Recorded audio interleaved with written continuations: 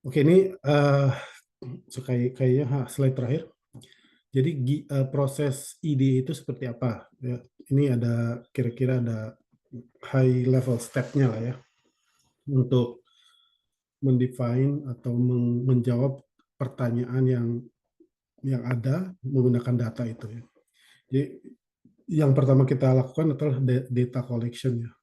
Data collection itu source-nya bisa dari banyak sumber ya. Kalau misalnya udah ada database ya kita bisa narik dari database gitu ya.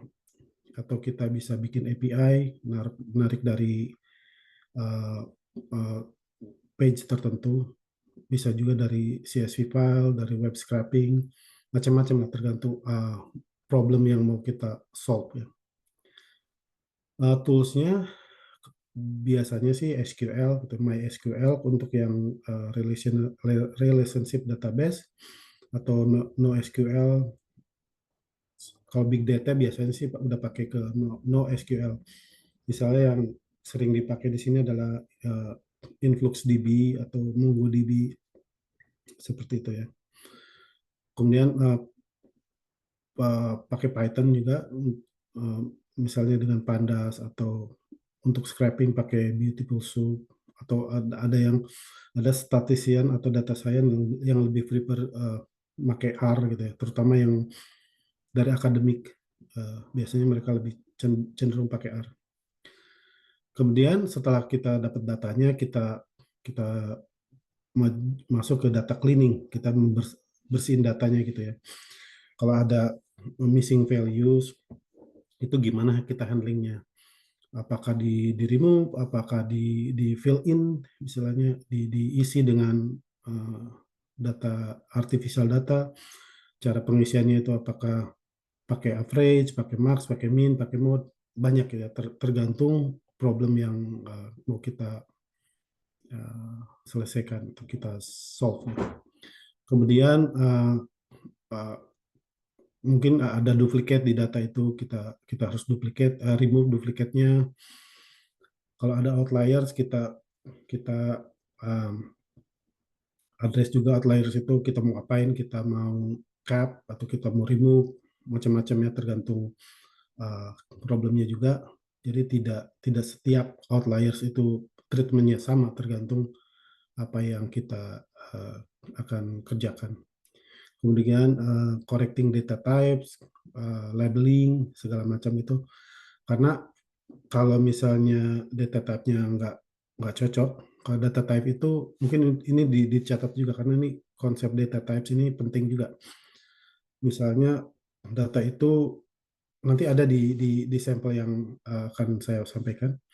Data type itu misalnya uh, dalam teks gitu. Padahal kalau computation itu kan harusnya dalam bentuk integer atau number gitu ya.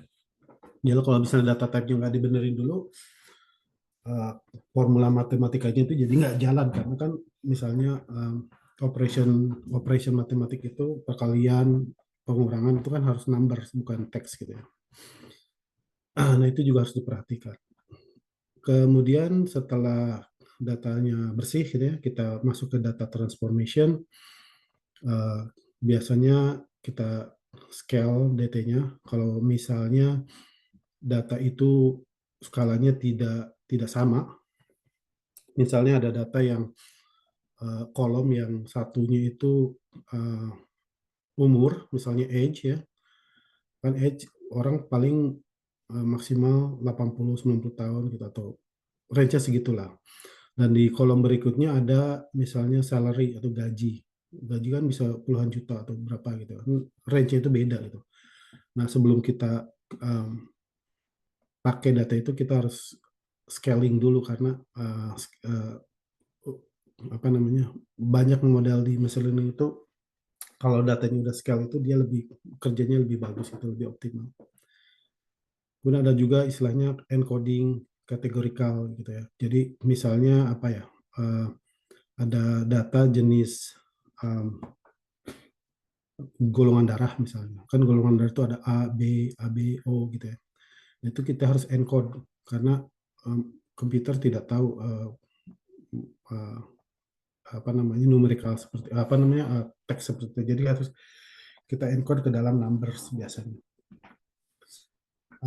Oke, seterusnya untuk data visualization kita bisa pakai beberapa jenis plot tergantung datanya sendiri. Ya, kalau misalnya kita bisa pengen melihat distribusi dari data tersebut, biasanya kita pakai histogram, atau kalau kita bisa pengen lihat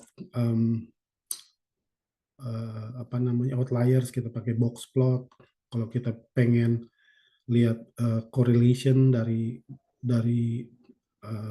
dua data itu, variabel A atau B itu, kita biasanya pakai scatter plot dan seterusnya gitu ya. Nah, toolsnya itu kalau di Python tuh Matplotlib, Seaborn, Plotly gitu ya. Itu yang biasanya kita pakai. Dan ada kalau punya duit buat beli license Tableau juga bisa, itu lebih enak ya, tinggal drag and drop. Tapi dia license-nya bayar gitu, nggak kayak Python. Dan kemudian setelah data itu kita bersihin, kita transform, kita lihat visualisasinya, baru setelah kita yakin udah benar gitu ya, udah siap, baru kita bisa masuk ke CDA atau mungkin building machine learning model. Kira-kira gitu high level proses dari EDA tersebut.